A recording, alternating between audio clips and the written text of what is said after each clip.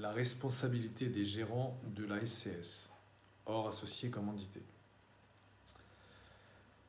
Rappelons tout d'abord que les associés commandités, les General Partners, sont solidairement et indéfiniment responsables de tous les engagements de la société en commandite simple. Ce ne sera donc évidemment pas le cas des gérants qui ne sont pas associés commandités. Par contre, et comme nous l'indiquions précédemment, les gérants qui ne sont pas associés commandités sont responsables conformément au droit commun de la responsabilité. Le mandat reçu et les fautes commises durant leur gestion. Le droit commun de la responsabilité implique que les gérants qui ne sont pas associés commandités sont responsables envers la SCS de l'exécution du mandat qu'ils ont reçu et des fautes commises durant leur gestion.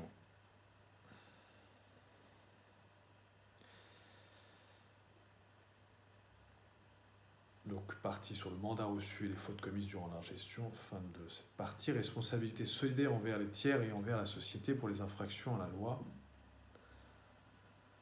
Responsabilité solidaire envers les tiers et envers la société pour les infractions à la loi et au contrat social. Responsabilité solidaire envers les tiers et envers la société pour les infractions à la loi et au contrat social. Les 10 gérants sont solidairement responsables, soit envers la société, soit envers tout tiers, de tout dommage résultant d'infraction à la loi du 10 août 1915 sur les sociétés commerciales telles que modifiées, ou d'infraction au contrat social.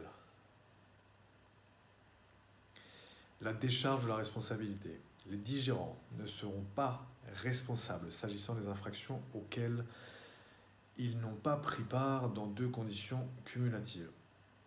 Si aucune faute ne leur est imputable, et s'ils ont dénoncé ces infractions au conseil de gérance et à l'assemblée générale des associés la plus proche suivant la commission de la dite infraction.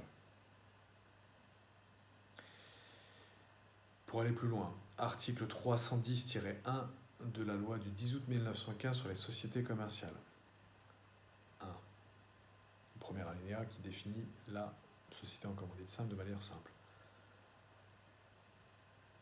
Donc, il dispose, cet article 310-1, la société en commandite simple est celle que contracte, pour une durée limitée ou illimitée, un ou plusieurs associés commandités, indéfiniment et solidairement responsables des engagements sociaux,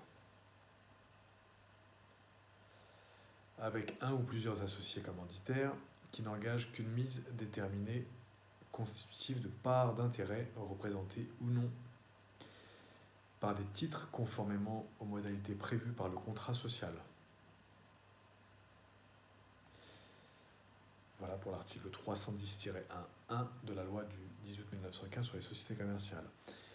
Rappelons simplement rapidement qu'un associé commandité en anglais est ce qu'on appelle le General Partner et l'associé commanditaire est le Limited Partner.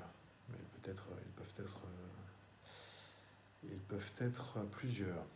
Pour aller plus loin, donc encore une fois, pour les sources de ce jour, pour l'exposé de ce jour, 310-2 de la loi 1915, qui dispose 310-2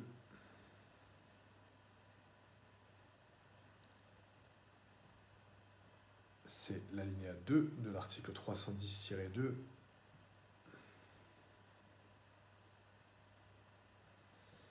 les gérants qui n'ont pas la qualité d'associé commandité sont responsables conformément à l'article 441-9. 310-2 alinéa 2, fin de la citation. Donc c'est un renvoi à l'article 441-9, et là l'article 441-9, c'est le droit commun de la responsabilité des administrateurs de sociétés anonymes et de sociétés européennes. Donc, on va citer cet article 441-9 de la loi du 10 août 1915 pour être complet et rigoureux. Alors, il dispose 441-9, les administrateurs, les membres du comité de direction et le directeur général sont responsables envers la société conformément au droit commun, de l'exécution du mandat qu'ils ont reçu et des fautes commises dans leur gestion. Alinéa 2. Les administrateurs et les membres du comité de direction sont solidairement responsables, soit envers la société, soit envers tout tiers, de tout dommage résultant d'infraction aux dispositions de la présente loi ou des statuts. Alinéa 3 de l'article 441-9. Les administrateurs et les membres du comité de direction ne seront déchargés de cette responsabilité quant aux infractions auxquelles ils n'ont pas pris part que si aucune faute ne leur est imputable et si ils ont dénoncé ces infractions pour ce qui est des membres du conseil d'administration à l'assemblée générale la plus prochaine, la plus proche serait un peu plus correct, donc la plus proche et pour ce qui, donc la plus prochaine, bon, c'est ce qui a marqué, tant pis, à l'Assemblée générale la plus prochaine et pour ce qui concerne les membres du comité de direction lors de la première séance du conseil d'administration après qu'ils en auront eu connaissance. Donc, alinéa 3 de l'article 441-9 de la loi de 1915.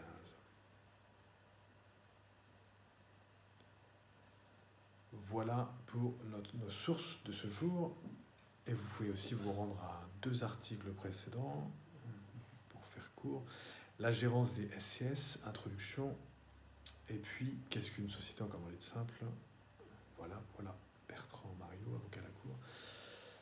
À très bientôt. Juste une petite remarque habituelle. Si vous avez aimé cette vidéo, vous pouvez cliquer sur le like sur la chaîne YouTube du cabinet Bertrand Mariot Avocat.